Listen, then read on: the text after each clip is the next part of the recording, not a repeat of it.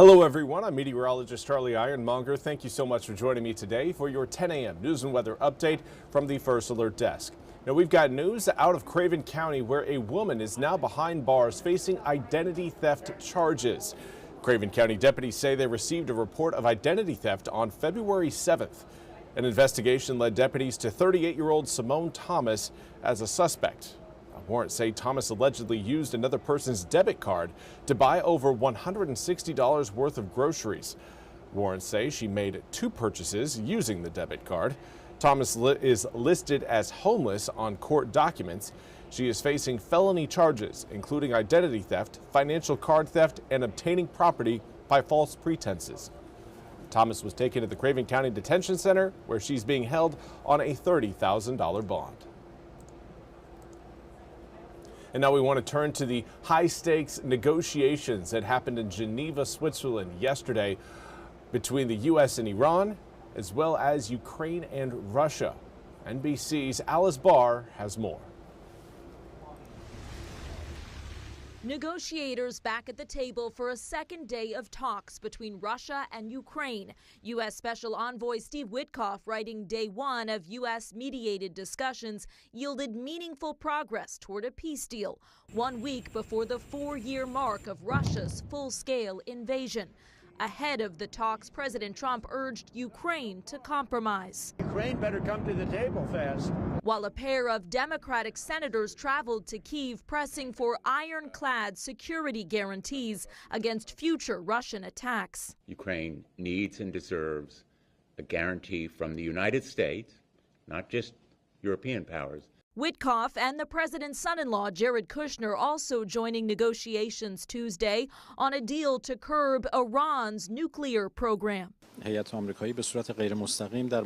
top Iranian diplomat citing good progress on the path toward an agreement, but cautioning they will not reach it quickly, while Vice President J.D. Vance pointed to roadblocks. The president has set some red lines that the Iranians are not yet willing to actually acknowledge and work through. So we're going to keep on working it. President Trump has signaled military action is an option if there's no deal to guarantee Iran won't get a nuclear weapon.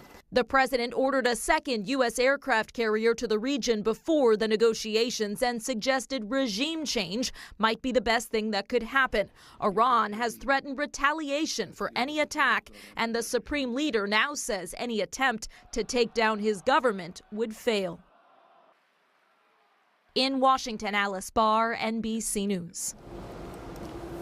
Thank you, Alice, for that report. We now turn to your weather forecast. And currently, air temperatures are soaring all the way up into the upper 60s right now in New Bern. And it's only 10 o'clock. Well, 10:03 if you really want to be exact about it. But again, 67 degrees at this hour. We are going to be toasty coming up this afternoon. And it's all thanks to a southwesterly breeze that right now is breezy.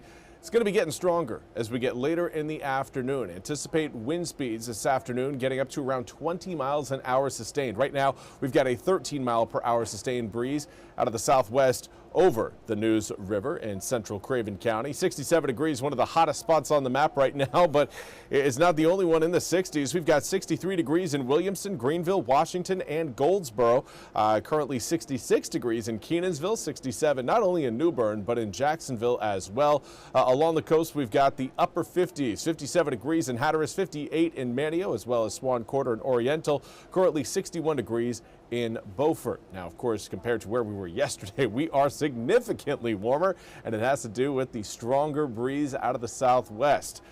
That is really bringing in the heat today, and it's going to get stronger again as we head into the afternoon. Here's a picture by the time we get to around lunchtime, and wind speeds range between around 15 to 20 miles an hour. Some areas even seeing stronger numbers than that, higher numbers, I should say. So as far as winds are concerned, it will stay breezy throughout the entire day today. At least during the daylight hours. We will see winds start to relax as we head towards sunset, but really not going to be going down to single-digit wind speeds until we get well past sunset. In fact, probably around midnight is when those winds are going to drop down to single-digit wind speeds. Will be again another day with a southwesterly breeze tomorrow. The difference is winds aren't going to be quite as strong, and then through the afternoon, a high pressure system will roll overhead, and that will create a little bit of some chaos in terms of wind direction. Not to worry, the southerly winds return on Friday.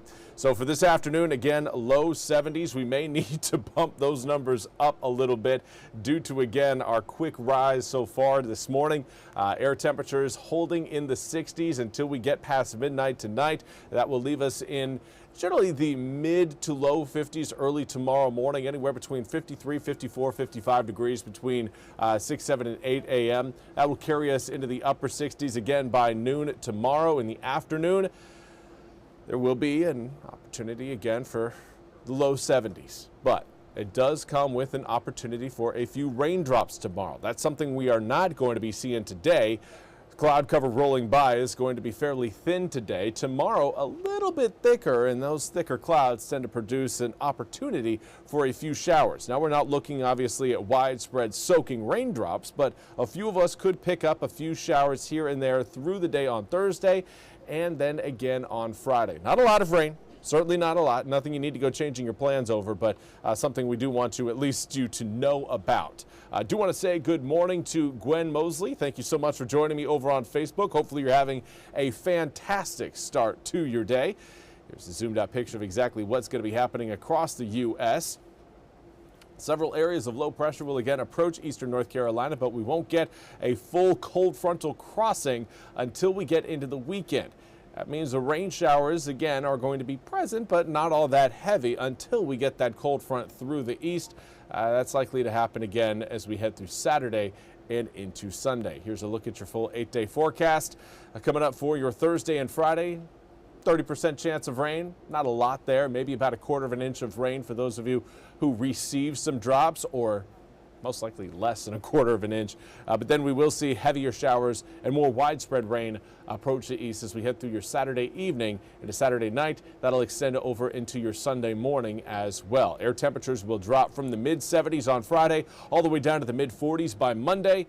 And we will again slowly warm up next week. But it's going to be a reminder that we are very much still in winter as we kick off Monday of next week. That's all we have time for today's 10 a.m. news and weather update from the First Alert Desk. I want to thank you all so much for joining me. We'll be back with more news and weather coming up at the top of the hour. Until then, have a fantastic rest of your Wednesday.